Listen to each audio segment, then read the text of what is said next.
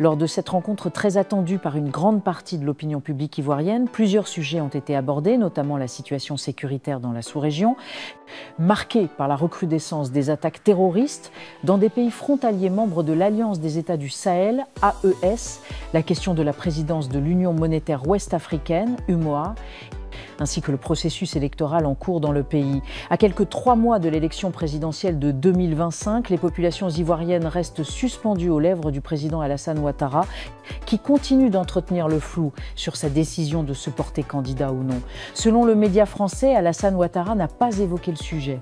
Il a plutôt promis à son hôte que le scrutin du 25 octobre se déroulera dans des conditions apaisées.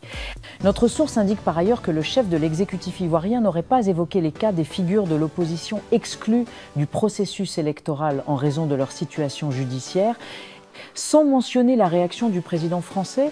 Notre source indique par ailleurs que le chef de l'exécutif ivoirien n'aurait pas évoqué les cas des figures de l'opposition exclus du processus électoral en raison de leur situation judiciaire, sans mentionner la réaction du président français. Laurent Gbagbo, Charles Blé Goudé, Guillaume Soro et Tidjane Thiam, tous désignés candidats par leurs partis respectifs, ont été radiés des listes électorales à la suite de décisions judiciaires controversées. L'opposition, qui dénonce une instrumentalisation de la justice à des fins politiques dans le but de verrouiller le processus électoral, a saisi plusieurs chancelleries afin de faire pression sur le régime d'Abidjan, accusé d'autoritarisme.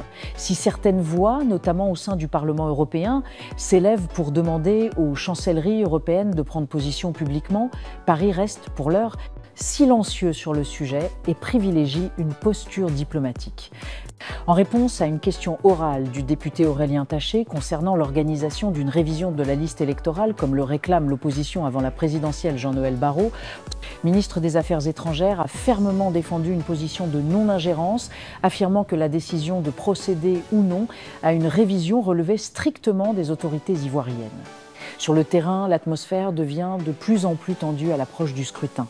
Le PDCI-RDA et le PPACI, les deux principaux partis d'opposition, qui contestent l'exclusion de leurs leaders respectifs, Laurent Gbagbo et Tidjane Thiam, ont mis en place une plateforme de lutte dénommée Front commun et promettent de mener le combat pour la réintégration de leurs candidats. Jeudi dernier, les instances de ce Front commun ont été officiellement installées et leurs objectifs clairement définis. Elles réclament notamment la réintégration de Laurent Gbagbo, Tidjane Thiam, Guillaume Soro, Charles Blé Goudé et Akossi Benjo dans le processus électoral, la réforme de la commission électorale indépendante, CEI, l'audit de la liste électorale ainsi que l'ouverture d'un dialogue politique avant le scrutin.